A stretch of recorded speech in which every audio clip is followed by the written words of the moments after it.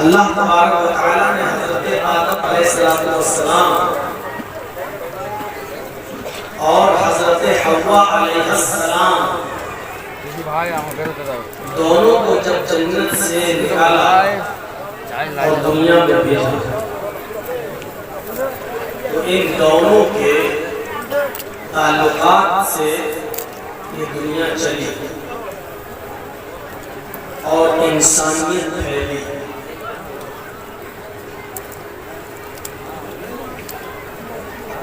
इंसानियत का दर्स दुनिया के हर मज़हब के अंदर आपको मिलेगा और एक बात मैं क्लियर कर दूं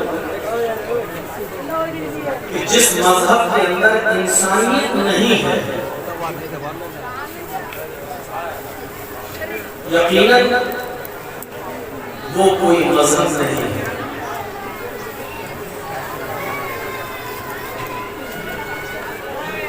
हमारा मज़हब इस्लाम है।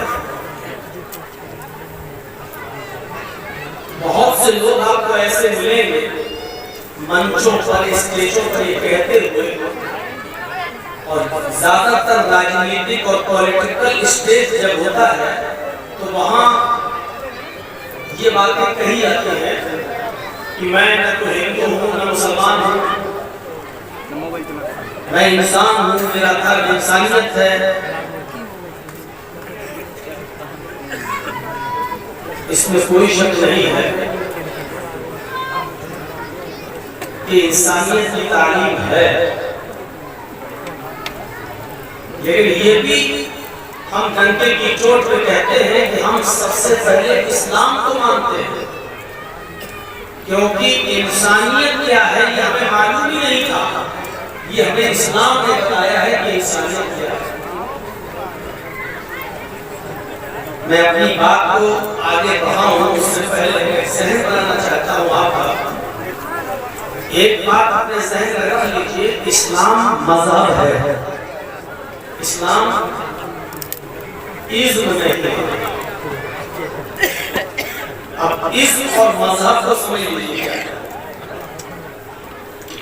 इस्लाम मज़हब है, इज़्म नहीं है। हिंदू एक इज़्म है, ईसाई एक इज़्म है, यहूदी एक इज़्म है, जैन इज़्म है, सिख इज़्म है।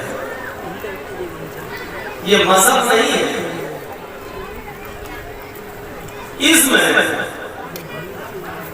और इस्लाम इज़्म नहीं है, इस्लाम मज़हब। मज़हब किसे कहते हैं और इज़्म किसे कहते हैं, ये 2 मिनट 3 मिनट में इसको आप समझ लीजिए, फिर आपको मेरी पूरी तकरीर समझ में आ जाएगी। इज़्म कहते हैं जिसके अंदर बाउंडेशन ना हो, और मज़हब कहते हैं जिसके अंदर बाउंडेशन। आपको बाउंड कर दिया है।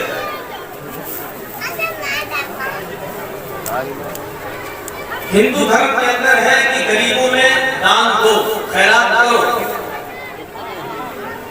लेकिन कितनी खैरात करो, कितनी दान दो, कुछ नहीं। लाखों रुपए का मालिक 100 रुपए देकर भी छुटकारा पा जाएगा, लेकिन हमारे मज़हब के अंदर जिसके पास 1 लाख रुपया है वो 100 रुपए देकर छुटकारा नहीं पा सकता है। उससे 2500 रुपया लिया जाएगा और गरीबों में और मिस्कीनों में दिया जाएगा। वो 100 रुपए देकर छुटकारा नहीं पा सकता।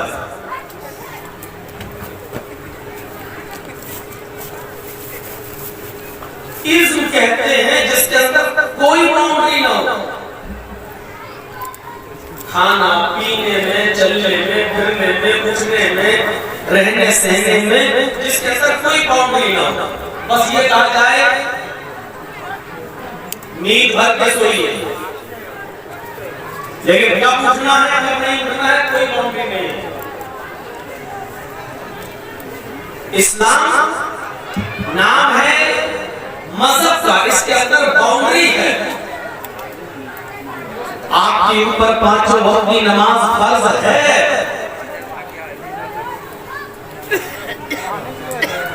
लेकिन इतनी कसरत से नमाज पढ़ने का हुक्म नहीं है कि आप रातों दिन नमाज पढ़ते रहें और मेहनत और मजदूरी करके अपने बीवी और बच्चों का पेट न पालें। इस्लाम के अंदर रोजा रखने का हुक्म है, लेकिन रमजान के रोजों के अलावा फिर किसी और महीने में कंटिन्यू मुसलसल पै दर पै रोजे रखने का हुक्म नहीं है, बल्कि उससे मना किया गया है, क्योंकि ऐसा करने से आपके ऊपर कमजोरी लाई जाएगी।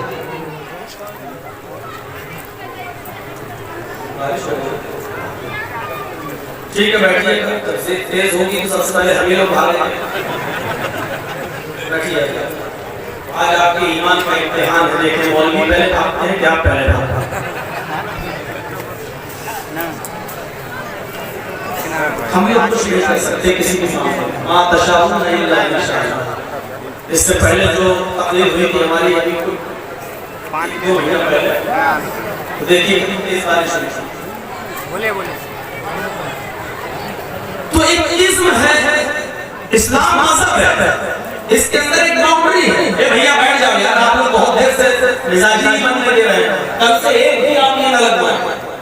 कमेटी वालों से मैं कह रहा हूं एक भी आदमी चला ना जाए, लोग सब अपना पैसा कमा रहे हैं, चला चला कर और सबको डिस्टर्ब करते हैं, हर जगह के लोगों का।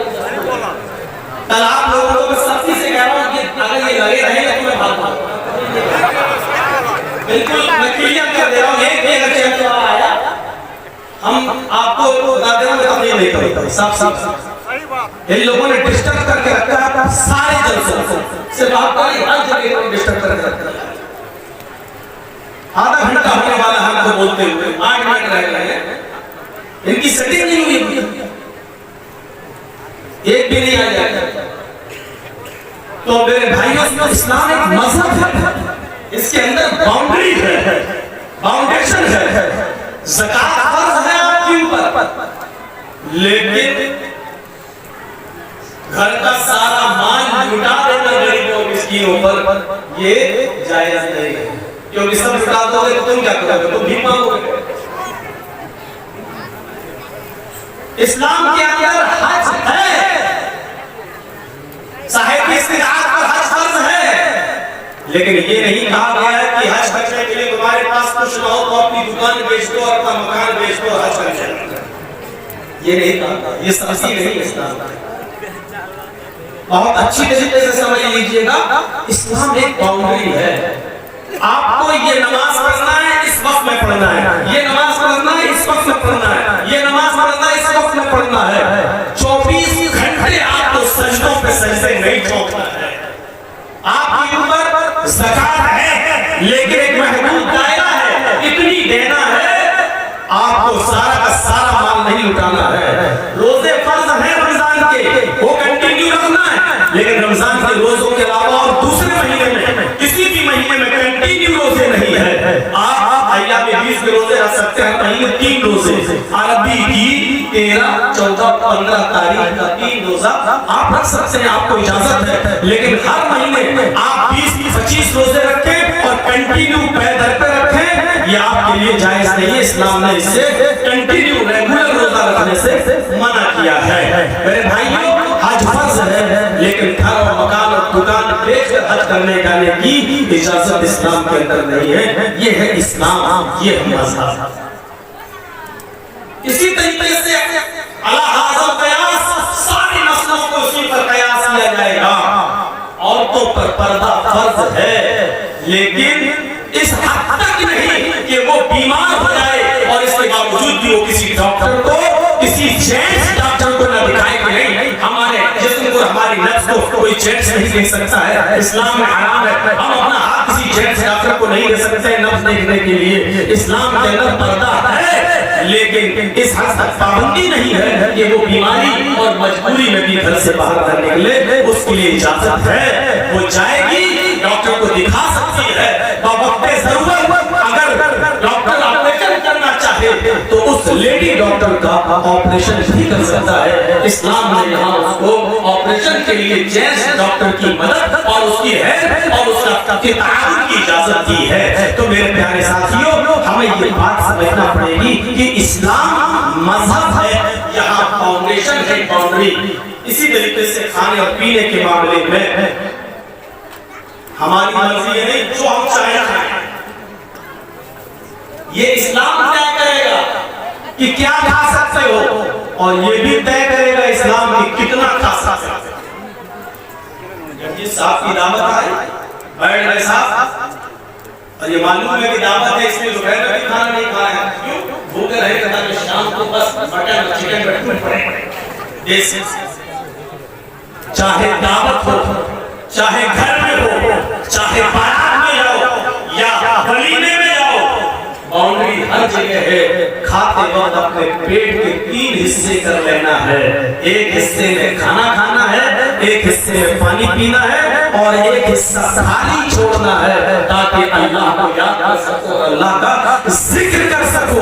मेरे भाइयों, ये फाउंडेशन इस्लाम ने लगाई है उनके लिए जो अमल करेगा, उनके लिए नहीं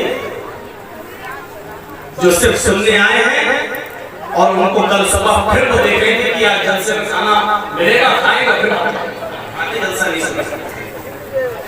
कुछ लोग बेचारे जिंदा हैं खाने के लिए, और कुछ लोग खाते हैं जिंदा रहने के लिए।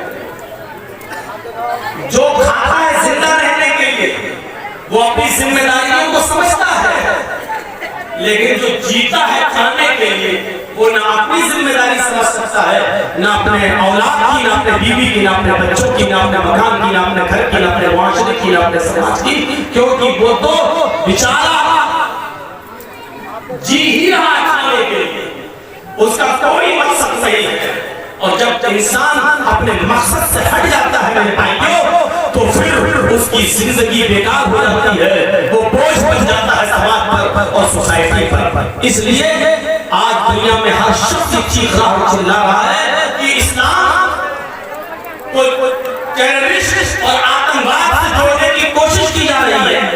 यूपी के मौजूदा दौर के हालात देखिए, बाकायदा जब एक पार्टी के पास विकास रोजगार के मुद्दे नहीं हैं, कानून व्यवस्था खराब हो चुकी है, तो उनके पास सिवाय इस तरीके की स्पीच देने के और उस स्पीच से हिंदू और मुसलमान बनने के और उसके पास कोई रास्ता नहीं रह गया है। उनके नेता भगाए जा रहे हैं, पीटे जा रहे हैं, तोड़ाए जा रहे हैं।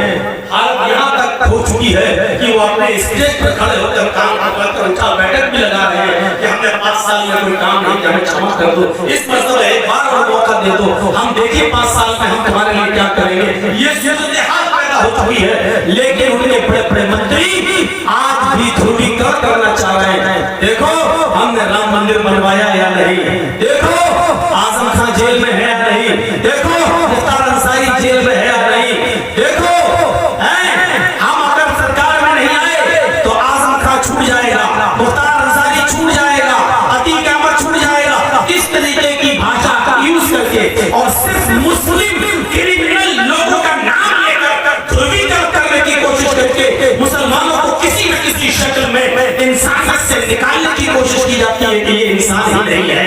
कभी हिजाब का मुद्दा उठाकर, कभी आप देखिएगा इसके बाद एक मुद्दा उठेगा, किसका? जनसंख्या बढ़ रही है, अब एक कानून लाया जाए, हम दो हमारे दो,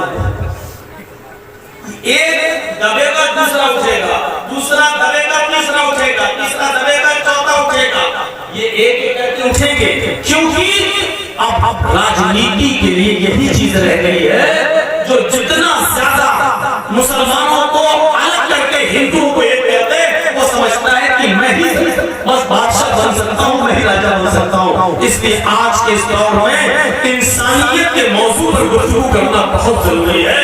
इस्लाम, मैं तंके की चोट पर कहता हूँ, इंसानियत का सबसे बड़ा दर्स और इंसानियत का सबसे बड़ा पाठ अगर किसी ने पढ़ाया है तो इस्लाम है। ऐसी इंसानियत आपको कहीं नहीं मिलेगी।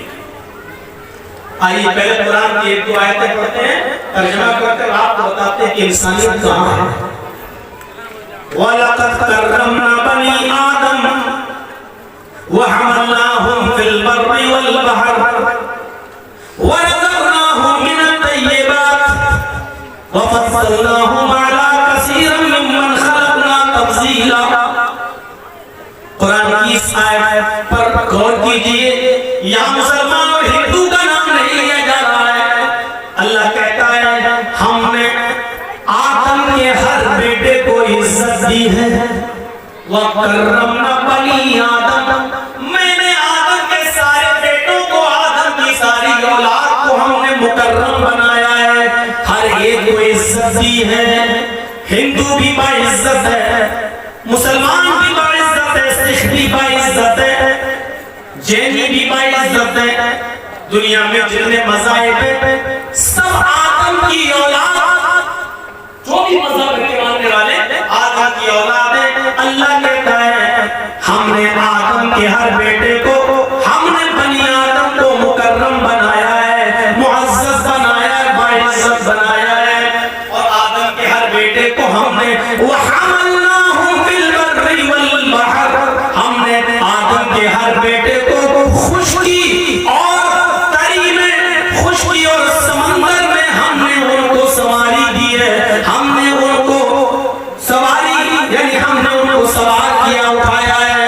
आप देख लीजिए, अगर एक हिंदू को इज्जत है तो एक मुसलमान को भी इज्जत मिली हुई है। समंदर में नाव या पानी के जहाजों में अगर सफर करते हैं तो आदम का हर बेटा करता है। पानी पर किसी की मिल्कियत नहीं है, वो हिंदू भी उस पे चलता है, मुसलमान भी चलता है, सिख भी चलता है, ईसाई भी चलता है। उसी को अल्लाह कह रहा है दुनिया में पानी में भी और खुशकी में भी, जमीन पर भी ये सवारियां हमने सबको दी है। किसी एक को इसका मालिक नहीं बनाया है।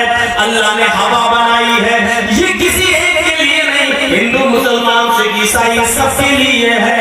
आप अल्लाह ने पानी बरसाया है, हिंदू और मुसलमान सिख और ईसाई सबके लिए है। अल्लाह ने सूरज की रोशनी दी है, हिंदू और मुसलमान सिख और ईसाई सबके लिए है। फरमाया जब हमने अपनी इन चीजों में भेदभाव नहीं किया है तो तुम भेदभाव कैसे कर सकते हो। अगर तुम्हारा कोई पड़ोसी गैर मुस्लिम है, अगर तुम्हारा कोई पड़ोसी हिंदू है, या तुम्हारा पड़ोसी ईसाई है, या तुम्हारा पड़ोसी सिख है या जैनी है, और तुम पेट भर के खाना खाकर सो जाते हो और तुम्हें मालूम है कि मेरा पड़ोसी भूखा है, अल्लाह की कसम 5 वक्त की नमाज पढ़ने के बावजूद तुम मोमिन नहीं हो। फरमाया वल्लाहि ला युमिन, वल्लाहि ला युमिन, वल्लाहि ला युमिन। अल्लाह की कसम वो मोमिन नहीं, वो मोमिन नहीं, वो मोमिन नहीं जो खुद पेट भर के खाना खा ले, जो खुद पेट भर के खाना खा ले और उसका पड़ोसी भूखा सो जाए। हिंदू और मुसलमान की कोई कैद नहीं लगाई जा रही है। ये इंसान में भरा दर्स अगर दुनिया के किसी मजहब के अंदर है तो वो इस्लाम देता है। हर मजहब देता है किसी न किसी शक्ल में।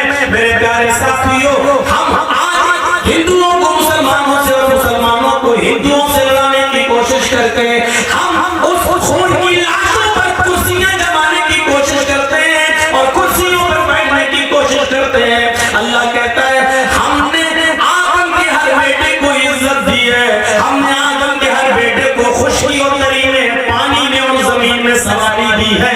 वरज़क़नाहुम मिनत तय्यिबात, आसमान से बारिश बरसाकर खेतों में जो अनाज पैदा किया है, पाकीज़ा रिज़्क़ उतारा है, वो भी मैंने सबको दिया है।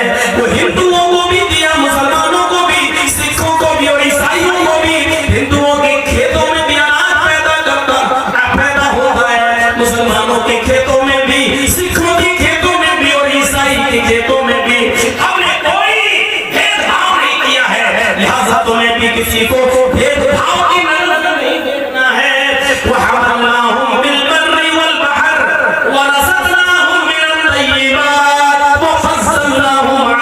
कसीरिम मिम्मन खलकना तफजीला, और हमने आदम के हर बेटे को, हमने आदम की औलाद को बहुत सी मखलूक के ऊपर फजीलत दी है, बहुत सी मखलूक को ये मकाम हासिल है जो हमने इंसान को दिया है, मुसलमान को नहीं, इंसान को दिया है।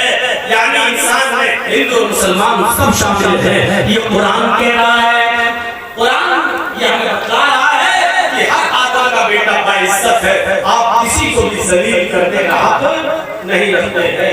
अल्लाह का हमने सबको मुअज़्ज़ज़ बनाया, सबको मोहतरम बनाया, सबको हमने इज्जत दी है। आप कौन होते किसी की इज्जत को बदनाम करने वाले? आप कौन होते किसी की इज्जत से खिलवाड़ करने वाले? आप कौन होते किसी की इज्जत को उसके सर से उतार कर जमीन पर बोलने वाले? आपको यहाँ अल्लाह ने नहीं।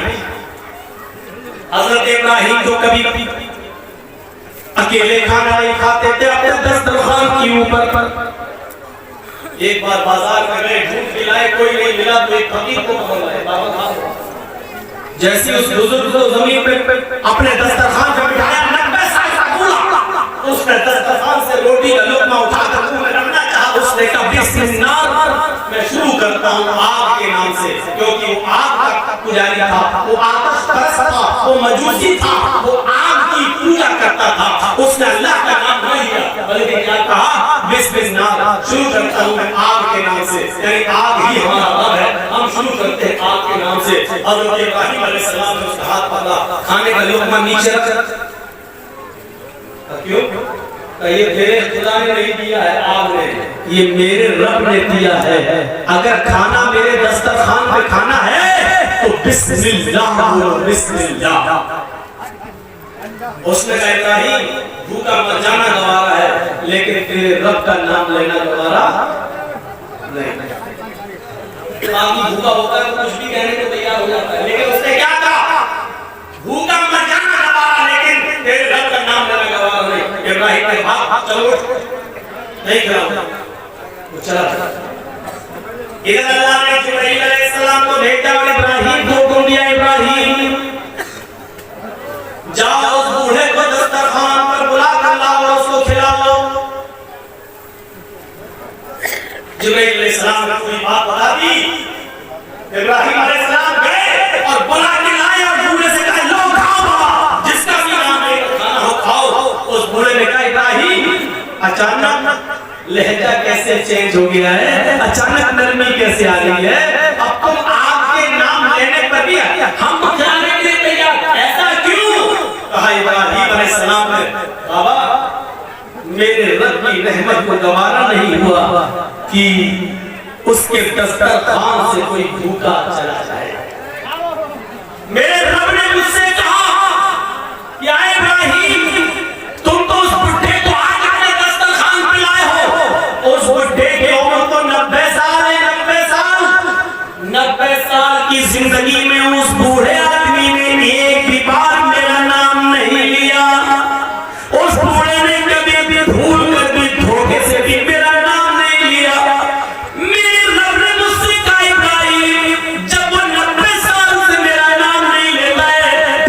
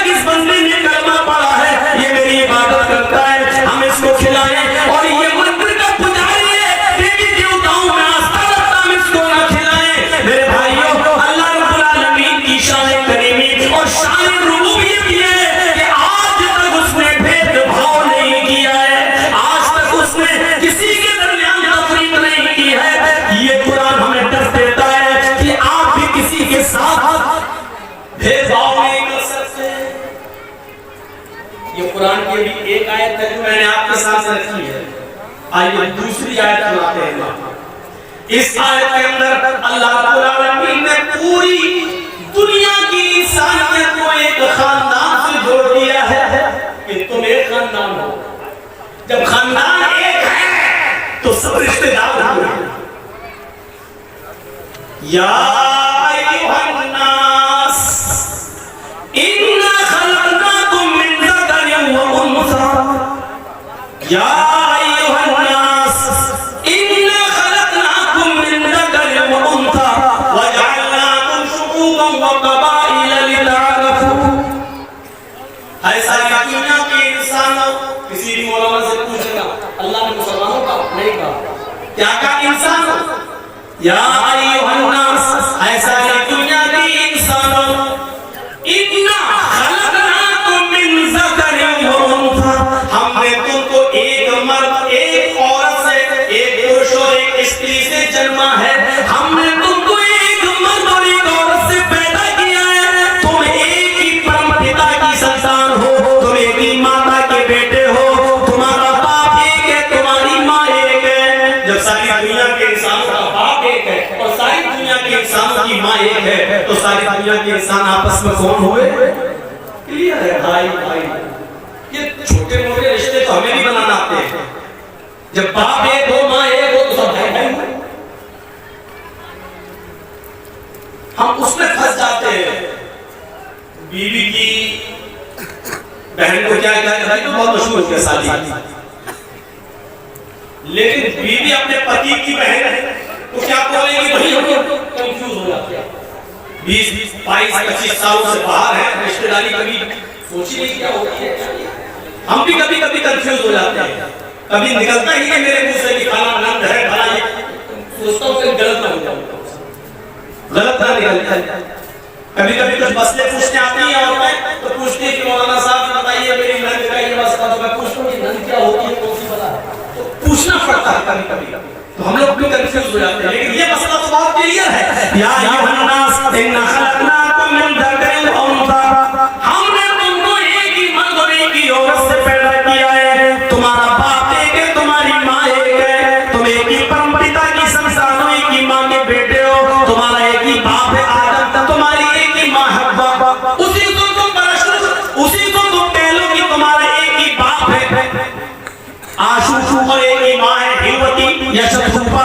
तुम एक ही बाप आशू के आदम की बेटी हो, तुम एक ही माँ हव्वा या शतरूपा की औलाद हो। तुम सबकी माँ एक, तुम सबका बाप एक। हमने कबीले बिरादरियां जातें बनाई हैं, अल्लाह ने ये नहीं कहा नहीं बनाई, बनाई है। तुम खान हो, पठान हो, तुर्क हो, अंसारी हो, तेली हो, राजपूत हो, ये बनाई है। अल्लाह ने ये नहीं कहा ये शेख शाहबादी है, ये सूफियापुरी है। हमने बनाया है ये सब कुछ, इनकार नहीं है। लेकिन याद रखना, कोई खान अंसारी से ऊंचा नहीं है, कोई अंसारी तुर्क से ऊंचा नहीं है, कोई तुर्क किसी तेली से ऊंचा नहीं है। अल्लाह कहता है कि कोई किसी से ऊंचा नहीं है, सब बराबर है। हमने कबीले और बिरादरियां और जातें इसलिए बनाई ताकि तुम एक दूसरे को पहचान लो। अब जब जिस नाम में 3-4 पैदा हो जाए, पुलिस जर्जिस को पकड़ने आ रही है, जर्जिस को देखा, कौन जर्जिस? हमारे गांव में तो 6 जर्जिस है। अब अच्छा वो खान, अच्छा वो अंसारी, अच्छा वो तेली, हाँ उसकी बंदियत ये, हाँ ये पहचान। इसलिए हमने तुम्हें तुम्हारे कबीलों में बिरादरियों में बांटा है ताकि तुम्हारी पहचान की जा सके, ताकि तुम्हें पहचानने में आसानी हो। ऊंचा और नीचा नहीं, बड़े और छोटे कोई नहीं हो, सब बराबर हो। बड़ा तो बस एक ही है अल्लाह की नजर में। इन्ना अकरमकुम इंदल्लाहि अत्काकुम, जो अल्लाह से सबसे ज्यादा डरने वाला है, जो अल्लाह से सबसे ज्यादा डरने वाला है, वो सबसे बड़ा है। अल्लाह से सबसे ज्यादा डरने वाला। आपको मालूम होगा खौला बिनत सालबा, जिनके पति ने, जिनके शौहर ने बुढ़ापे में अपनी बीवी से खौला बिनते सालमा से जिहार कर लिया था। जिहार कहते अरबी में उनको अपने ऊपर अपनी मां की तरह हराम कर लिया था और गुस्से में कह दिया चल चल तू आज से मेरी अम्मा अंते अलैया का ज़हर उम्मी, आज से तू मुझ पर मेरी मां की तरह हराम हो गई। जैसे मेरी मां मुझ पर हराम है तू भी नहीं छुएंगे मेरे करीब नहीं आना। अरब के अंदर ये दस्तूर था, जब कोई शख्स अपनी बीवी को ये कह देता था कि तू मुझ पर मेरी मां की तरह हराम, तो वो हराम हो जाता था। अब शौहर अपनी बीवी से मिल नहीं सकता था, बल्कि शौहर के ऊपर पति के ऊपर जरूरी हो जाता था कि वो उसकी खिदमत करे, मां की तरह उसकी सेवा करे। अब वो उससे मिल नहीं सकता था, गुस्से में कह दिया, लेकिन गुस्सा एक ठंडा हुआ बहुत कष्ट है। लेकिन अब होता क्या है, जब सारे रास्ते बंद तो औस इब्न सामित ने कहा आए खौला तुम अल्लाह के नबी के पास जाओ और उनसे कहो मेरे लिए कोई रास्ता निकालो। तो खौला बिनते सालमा जब अल्लाह के नबी के पास जाती है तो अल्लाह के नबी ने भी पूरी बात सुनने के बाद फरमाया खौला मेरे पास भी तुम्हारे लिए कोई रास्ता नहीं है, तुम्हारे शौहर ने तुम्हें अपने ऊपर हराम कर लिया, तुम उनसे दूर रहो। अल्लाह के नबी अगर आप हमारे लिए रास्ता नहीं निकालेंगे तो कौन निकालेगा? आपने कहा आए अल्लाह की बंदी मेरे पास कोई रास्ता नहीं है, अब तुम अपने शौहर अपने पति पर हराम हो चुकी हो, अब तुम उनके करीब नहीं जा सकती, जाओ कोई रास्ता नहीं है। मायूस हो गई, परेशान हो गई, सोचने लगी कि जब नबी के पास रास्ता नहीं निकला तो कहां रास्ता निकलेगा। चलिए अल्लाह के नबी ने दरवाजा बंद कर दिया, मस्जिद नबवी से निकलती है,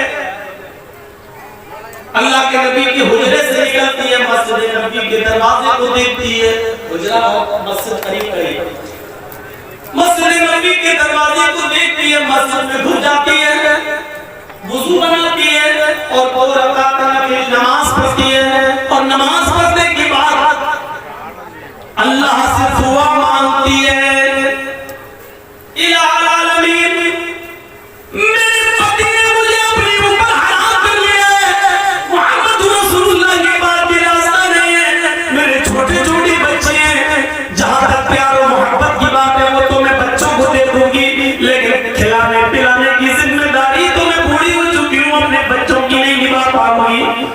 आय अल्लाह इस मौके पर मुझे मेरे पति की सख्त जरूरत है और मेरे पति को मेरी सख्त जरूरत है, बुढ़ापे में दोनों एक दूसरे का सहारा होते हैं। आय अल्लाह अगर तूने कोई रास्ता नहीं निकाला तो हमारे लिए रास्ता कौन निकालेगा। वो अपने हाथ उठाए हुए अल्लाह से दुआ मांग रही है, गिड़गिड़ा रही है, अभी दुआ मांगकर हाथों को नीचे नहीं किया है, अभी दुआ मांगकर उसने अपने हाथों को नीचे नहीं किया है। उधर अल्लाह ने फरमाया आए जिब्रील अगर उस बंदी के लिए हम रास्ता नहीं निकालेंगे तो कहां जाएगी। उसने मोहम्मद की चौखट पर नहीं बल्कि मेरी चौखट पर सवाल किया है, उसने मोहम्मद रसूलुल्लाह के पास जाकर के रास्ता न पाया तो उसने हमारी घर में हमारी मस्जिद में आकर उसने सजदे में सर रख दिया और हाथ उठाकर दुआ कर रही है। आए जिब्रील जाओ एक हल्की सी सजा मुतय्यन कर दो शौहरों के लिए, ताकि आइंदा इन सजा को देखकर कोई भी शख्स अपनी बीवी को जल्दी अपने ऊपर हराम न करे, और अगर हराम कर ले तो उसके ऊपर एक कफारा एक जुर्माना आयत कर दो कि जुर्माना लगा दो और वो जुर्माना अदा करके उसको अपनी बीवी बना सकता है। जिब्रील अमीन आते वही लेकर अभी इस औरत ने अपने हाथों को नीचे नहीं किया, उधर जिब्रील अल्लाह के नबी पाक के पास कुरान की आयत लेकर नाज़िल हो रहे हैं, अब समी अल्लाहु अव्वल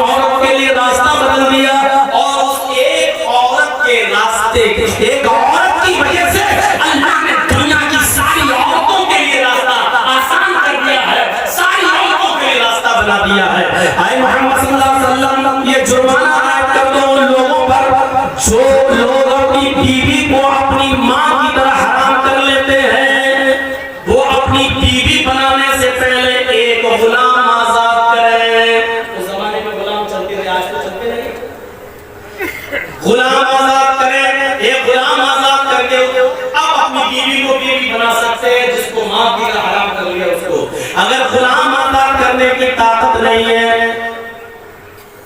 तो 60 रोजे रखें बतौर सजा की। ये रोजे कंटिन्यू रखना पड़ेगा, सजा वाले रोजे कंटिन्यू, क्योंकि सजा में मजा तभी है जब सजा का एहसास हो। कंटिन्यू सजा, शहरैन मुतताबिअैन, कंटिन्यू रेगुलर। 55 रोजे आपने रख लिए, 55 रोजे रख लिए, चलो एक रोजा छोड़ देते, थोड़ा सस्ता है, फिर 5 बातें पूरे कर लेंगे। आपने जानबूझकर एक रोजा छोड़ दिया, चलो एक दिन सस्ता के 5 और बात रख लेंगे, तो आपने जहां एक छोड़ा जानबूझकर, वो एक रोजे का छोड़ना आपके 55 रोजों को बेकार कर देगा। अब आप फिर से 1 से लेकर 7 ये 55 हाँ, उस दुनिया बीमारी की वजह से अगर आप छोड़ रहे हैं, बुखार आ गया या कोई बीमारी है और जिस वजह से रोजा छोड़ना जरूरी हो गया हो, तो ऐसी कंडीशन में उस और मजबूरी की वजह से आप रोजा छोड़ेंगे, तो फिर आपका रोजा वो 55-56 रोजे आपके बेकार नहीं होंगे, बल्कि उस बीमारी के खत्म होते ही, उस उम्र के खत्म होते ही छूटे हुए रोजे बाद में आप पूरे कर लेंगे। उस और बीमारी की बात अलग है, लेकिन बिना उम्र के अगर आपने एक छोड़ दिया तो जितने रखे थे सब बेकार, फिर से आप एक से शुरू। बिल्कुल टीबी का कोर्स है, 9 महीने दवा खाना है, दवा खा के उठा गए, 8 महीने खाई, 1 महीना छोड़ दी, 1 दिन 2 दिन के लिए छोड़ दी, ये कोर्स बेकार। अब फिर से 9 महीने कॉलेज से लेकर, और अगर 60 मिस्कीनों को भी खाना खिलाने की ताकत, 60 रोजे रखने की ताकत ना हो, तो फिर 60 मिस्कीनों को खाना खिलाओ। 60 मिस्कीनों को, अब 60 मिस्कीनों को पेट भर के खाना चाहे, एक ही बार 60 को बुलाकर खिला दो, या 10-10 करके 6 मरतबा में खिला दो।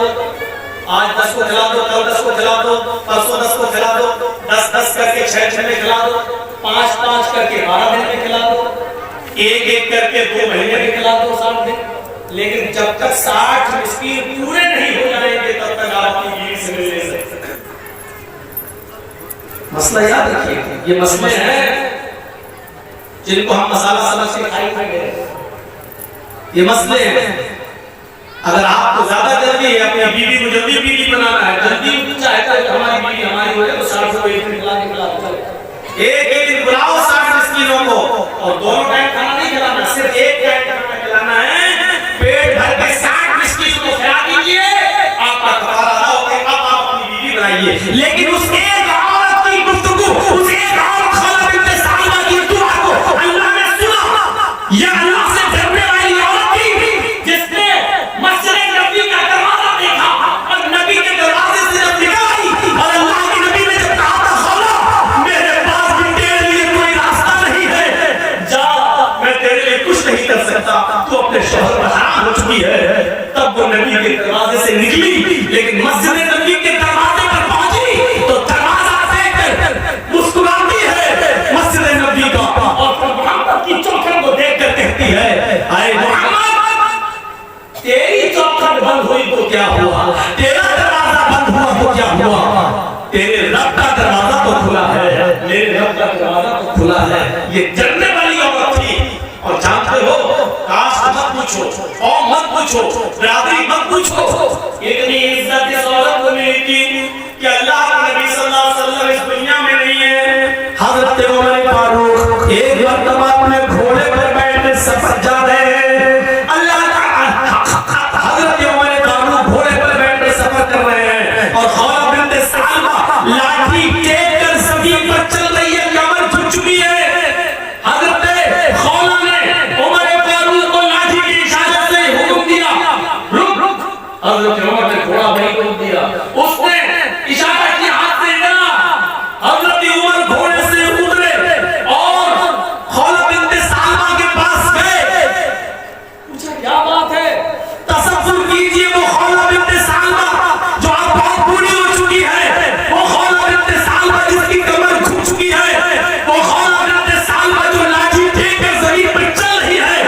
हजरत उमर पर ललकार दी है, उमर को घोड़े से उतरकर खौला बिन्ते साहिबा के पास और उमर भी वो उमर जो 1 मील नहीं, 2 मील नहीं, 1 बीघा नहीं, 2 बीघा नहीं, 1 एकड़ नहीं, 2 एकड़ नहीं, 22 लाख मुरब्बा मील पर जिसने हुकूमत की हो, वो उमर उसके पास आता है।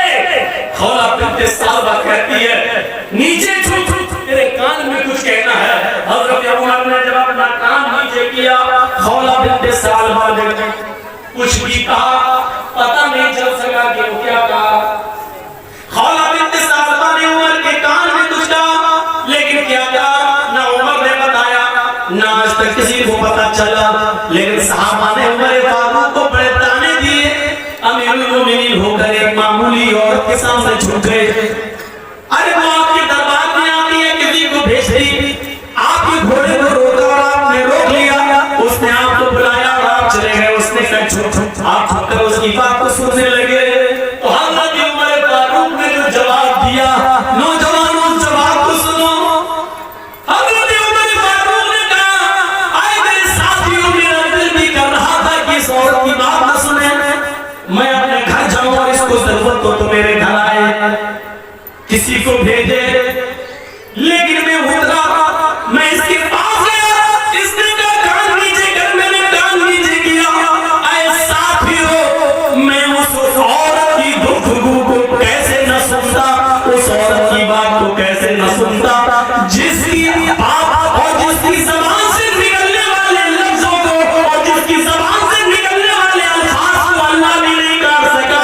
अल्लाह ने भी जिसकी बात को रद्द नहीं किया और रिजेक्ट नहीं किया। ये वो औरत है अल्लाह से डरने वाली, ये वो औरत है, ये तकवा प्यार करने वाली वो औरत है, जिसकी तकवे की बुनियाद पर अल्लाह ने अर्श पर बैठकर, कुर्सी पर बैठकर इसकी गुफ्तगू को सुना है। जिस औरत की गुफ्तगू को आसमानों वाला रिजेक्ट न करता हो, उमर में इतनी हिम्मत नहीं है कि उसकी बात न सुने और बात सुनकर उसकी बात को पूरा न करे। जिसकी बात अर्श वाले ने सुनी हो, उसकी बात को मैं कैसे काट सकता हूँ। ये बुजुर्गी तकवे की बुनियाद बन देती है।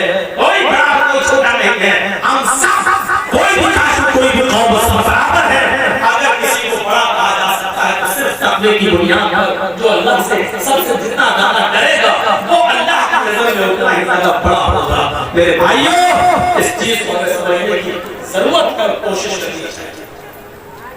या अय्युहन्नास इन्ना खलक़नाकुम मिन ज़करिन व उन्सा व जअलनाकुम शुऊबन व क़बाइला लितअअरफ़ू इन्ना अक्रमकुम इंदल्लाहि अत्क़ाकुम।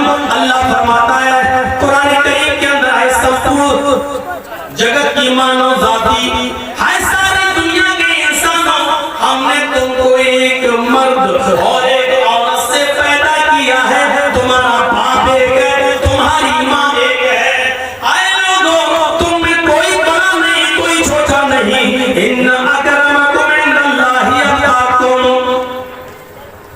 सबसे बड़ा वो है जो अल्लाह से सबसे ज्यादा डरता है, जो अल्लाह से सबसे ज्यादा खौफ खाता है। यहाँ पर आने के बाद अब हमें गौर करना चाहिए। आइए कुरान करीम की एक आयत और आपके सामने पेश करता हूँ, उससे आप अंदाजा लगाइए। किसी से दुश्मनी हो सकती है, आपने मेरा हाथ मारा है, हमने आपका हाथ मारा है, आप हमारे दुश्मन, हम आपके दुश्मन हो सकता है। गैर मुस्लिमों से भी दुश्मनी हो सकती है किसी भी बात पर, लेकिन अल्लाह ने कहा दुश्मनी चाहे जितनी हो, लेकिन दुश्मनी का तकाजा ये नहीं है कि आप अदल और इंसाफ करना छोड़ देंगे और सच्ची बात करना छोड़ देंगे और फैसला करते वक्त आप ये देखेंगे कि जर्जीस मुसलमान है तो फैसला मुसलमान के हक में किया जाए, या हिंदू ये देखेगा कि मेरा आदमी ये है कि मैं इसके हक में फैसला कर दूं। नहीं, कुरान करीम ने यहाँ क्या कहा है और क्या तालीम दी है उसको देखिए। और एक बात याद, वला यजरिमन्नकुम शनआनु कौमिन अला अल्ला तअदिलू इअदिलू हुवा अक़रबु लित्तक़वा।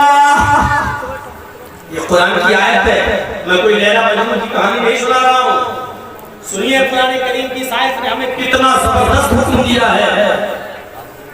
वला यजरिमन्नकुम शनआन कौमिन, किसी भी कौम की दुश्मनी तुम्हें इस बात पर मजबूर न कर दे कि अल्लाह तादिलू कि तुम उनके दरमियान इंसाफ न कर सको, न्याय न कर सको, न्याय न कर सको, अदल इंसाफ न कर सको। अगर इस बात पर मजबूर कर दिया तो समझ लो कि आप मोमिन नहीं, मुसलमान हैं और सामने मेरा दुश्मन है और जज साहब जज है, जज की कुर्सी पर बैठते हैं, मुसलमान है, जज है, लेकिन मेरी किसी से दुश्मनी है और इत्तेफाक से उसी का मुकदमा मेरी अदालत में आ गया है। अब जज साहब अपनी दुश्मनी निभाना चाहते हैं कि ठीक है जिसके साथ इसका मुकदमा चल रहा, फैसला इसके खिलाफ, चाहे वो कितना बड़ा ईमानदार हो, चाहे वो कितना बड़ा हक़ हो, लेकिन जज साहब अपनी दुश्मनी निभा रहे हैं। नहीं साहब, जमीन का झगड़ा है, हम कुछ न कुछ कानूनी पॉइंट निकाल कर इसको दे देंगे, इसको नहीं देंगे। जैसे हुआ सुप्रीम कोर्ट तक में हुआ है,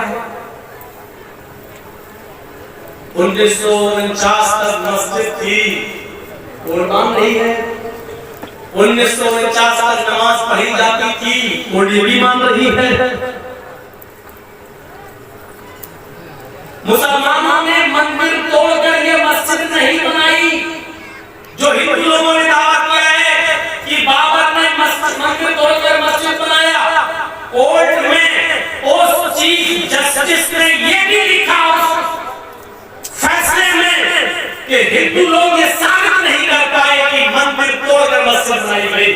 ये भी गलत है, मंदिर तोड़कर मस्जिद बनाना भी हिंदू लोग साबित नहीं कर पाए, ये भी कोर्ट ने माना। और इतने लंबे चौड़े फैसले में ये सारी बातें मानने के बाद फिर कहा चूंकि ये किसी की आस्था का विषय है, चारों तरफ वहां मंदिर ही मंदिर है, अगर वहां मस्जिद बन जाती है तो भजन और गानों की आवाजों की वजह से वहां हिंदू और मुस्लिम झगड़े होते रहेंगे बराबर। कभी इनके कान के भजन की आवाज, कभी इनके माइकों की आवाज, कभी अल्लाह अकबर की आवाज और कभी उधर मंत्रों की आवाज। ये लड़ाई झगड़े के सौदे बनते रहेंगे और ये झगड़े का एक बुनियाद रहेगी।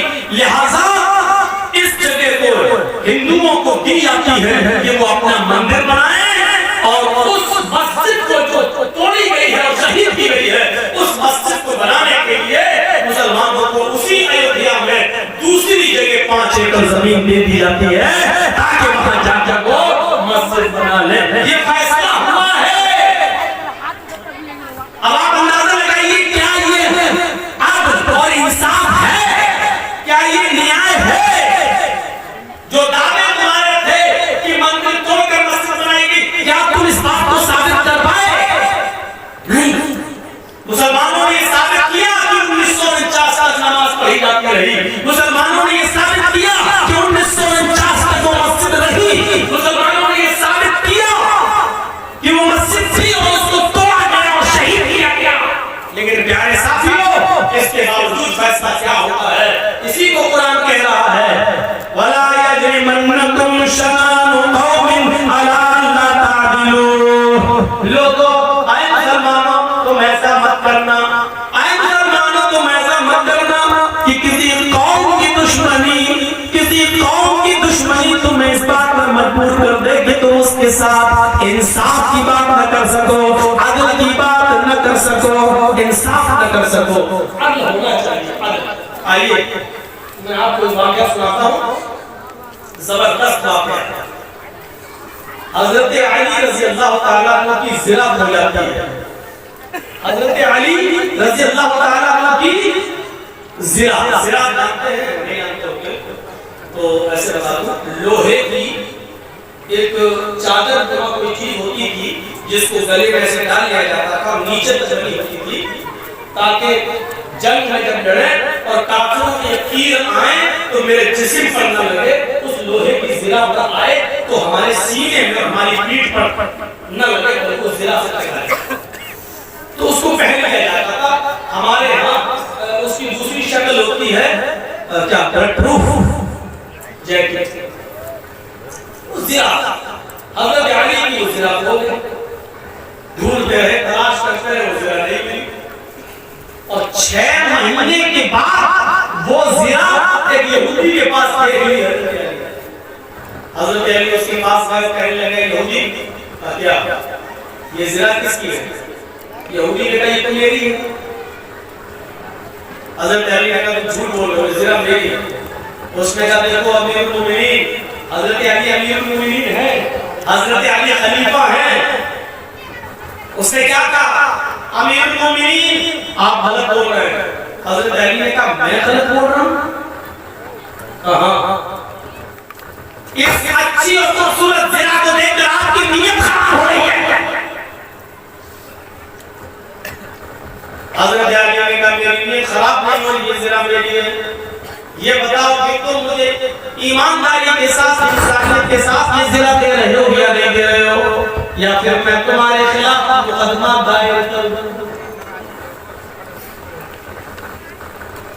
ठीक है।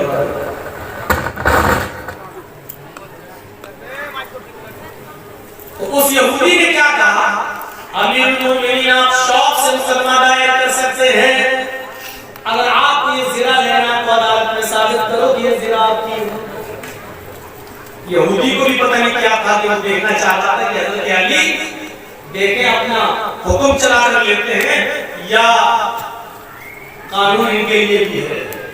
इनकी किताब कुरान कहती है तो क्या वो उस पर अमल भी करते हैं या नहीं करते? हज़रत अली ने मुकदमा दायर कर दिया कि मेरी ज़िरा खो गई है और वो ज़िरा मैंने यहूदी के पास 6 महीने के बाद देखी है, लिहाजा उस यहूदी से वो ज़िरा मुझे दे भाई। और ये फैक्ट है, ये हकीकत है कि वो ज़िरा अली की थी। अली कैसे झूठ बोलेंगे? उन्हीं मुकदमा दायर हो गया। उस यहूदी के पास नोटिस पहुंच गया, उस यहूदी के पास नोटिस पहुंच गया, तुम्हें फला दिन कोर्ट में, अदालत में आना होगा। अदालत में लाया, यहूदी आया, हज़रत अली बाहर खड़े हैं, यहूदी भी बाहर खड़ा है। थोड़ी देर में आवाज आती है, काज़ी शुरैह ने अपने जो दरवाजे को लगाते हैं आवाज देने के लिए, हज़रत काज़ी शुरैह ने अपने आदमी से कहा इन दोनों को बुलाओ। दरवाजे पे जो आदमी खड़ा था, जो सिपाही खड़ा था, वो आवाज लगाता है अमीरुल मोमिनीन अली अंदर आए। काज़ी शुरैह टोकते हुए कहते हैं आए सिपाही, आवाज ये लगाओ अली का घरे में आए, अमीरुल मोमिनीन का लफ्ज मत लगाओ, क्योंकि हज़रत अली इस कोर्ट में आए हैं और अदालत के अंदर ये ताज़ीमी जुमले नहीं कहे जाते। इन जुमलों के कहने से कोर्ट के ऊपर फर्क पड़ता है। यहाँ मैं फैसला सुना रहा हूँ, ये नहीं देख रहा हूँ कि अली कौन है, खलीफा है, क्या है, मुझे इससे कोई मतलब नहीं है।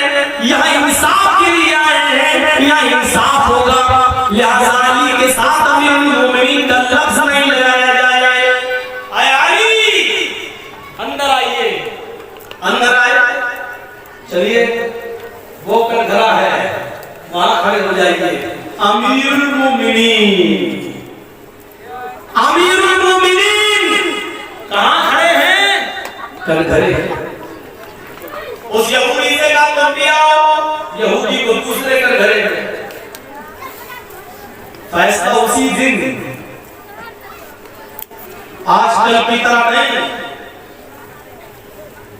सालों गुजर जाते हैं, 12 15 साल, लेकिन वही मामला वही अटका हुआ है।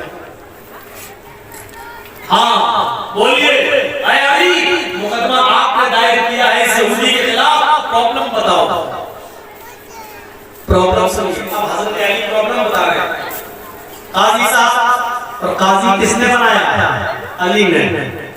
काजी किसने बनाया? जज अली ने। लेकिन वो जज काजी खुद कह रहा, अरे बताओ, अमीरुल मोमिनीन भी नहीं कह रहा, अरे अली बताओ प्रॉब्लम। कहा कि मेरी एक जिरात हो गई थी 6 महीने पहले, मैं ढूंढ रहा तलाश करता लेकिन जिरा नहीं मिली। वो जिरा इस यहूदी के पास मैंने देखी, जब मैंने मांगा तो ये कहने लगा कि ये जिरा मेरी है। मैं अदालत से दरख्वास्त करता हूँ काजी साहब कि मुझे मेरी जिरा दिलवाई जाए। उस यहूदी से पूछा काजी शुरैह ने, जिरा कहाँ है? कहा मेरे पास। कहा दिखाओ, दिखा दी। कहा कि अली कहते हैं कि ये जिरा मेरी है, तुम क्या कहना चाहते हो? उसने उसी कटघरे में खड़े होकर हजरत अली को गुस्सा दिलाने की कोशिश की और क्या कहा? काजी साहब, हजरत अली झूठ बोल रहे हैं, इतनी खूबसूरत और अच्छी जिरा पर इनकी नीयत खराब हो रही है। ये जिरा तो मेरी है, मैं इसको कई महीनों से अपने पास रखा हुआ हूँ। अली का दावा गलत है, ये जिरा तो मेरी है। अब मामला फंस गया। काजी क्या करें? वो कह रहा मेरी है, मेरी है, तो अब कुरान हदीस की रोशनी में फैसला देखिए कैसे होगा। बड़ा प्यारा फैसला। काजी ने अली से कहा, शुरैह साहब ने, आए अली, अगर तुम ये कहते हो कि ये जिरा मेरी है, क्योंकि अभी तो यहूदी के पास है और यहूदी उसका मालिक है, अगर तुम ये कहते हो कि जिरा मेरी है तो तुम्हें साबित करना होगा और साबित करने के लिए तुम्हें गवाह पेश करना होंगे। तुम कोई गवाह लेकर आओ जो ये कहे कि ये जिरा अली की है और उसकी ये पहचान है। हज़रत अली ने कहा ठीक है। आपने आवाज दी, आए हसन, जो बाहर थे जल्दी आओ। हज़रत हसन जो उनके बेटे थे अंदर आते हैं, कमरे में खड़ा किया जाता है। काजी ने पूछा कि बताओ तुम क्या गवाही देना चाहते हो?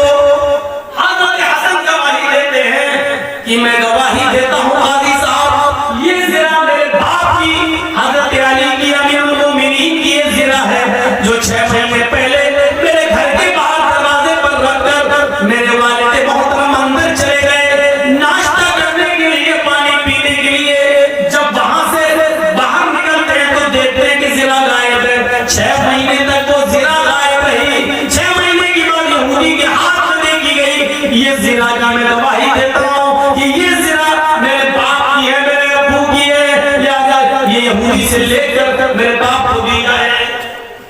काजी साहब के पास वो गवाही जब आती है, काजी साहब ने उसकी गवाही के ऊपर कलम चला दिया और फरमाया, आए अली, मैं मजबूर हूँ, हमने मोहम्मद रसूलुल्लाह का फरमान पढ़ा है, अल्लाह के नबी सल्लल्लाहु अलैहि वसल्लम की हदीस है, हमें हदीस ये बताती है बाप के हक में अगर बेटा गवाही दे तो बेटे की गवाही नहीं मानी जाएगी, क्योंकि बेटा अपने बाप के फेवर में ही बोलता है, बेटा अपने बाप की हिमायत में ही बोलता है, बेटा कभी भी अपने बाप के खिलाफ नहीं बोल सकता है। इसलिए ये अदालत आपसे गुजारिश करती है आपके बेटे हसन की गवाही को रिजेक्ट करते हुए कि आपके बेटे हसन की गवाही नहीं मानी जाएगी, आप कोई दूसरा गवाह लेकर आइए, अगर है नहीं है तो ये जिरा यहूदी को मैं दे दूंगा, यहूदी इसका मालिक है।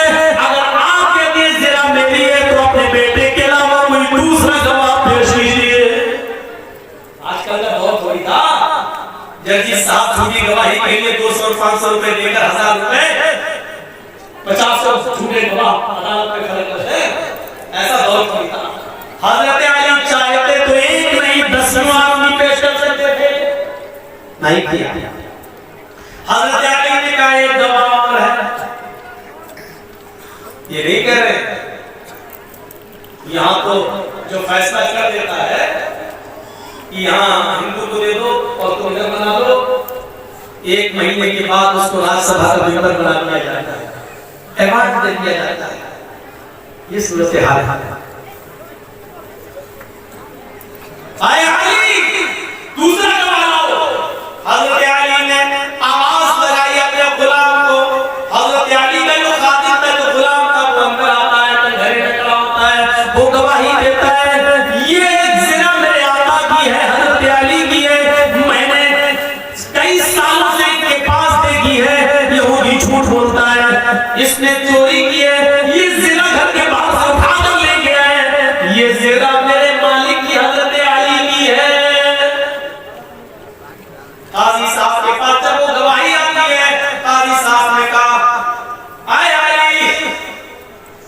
इंतहाई अफसोस के साथ मुझे ये कहना पड़ रहा है, मालिक के हक में गुलाम की गवाही भी काबिल कबूल नहीं है। गुलाम चुके अपने मालिक के एहसान के नीचे गवाह होता है, वो खरीद कर लाया जाता है, इसलिए अपने मालिक के खिलाफ नहीं बोलता।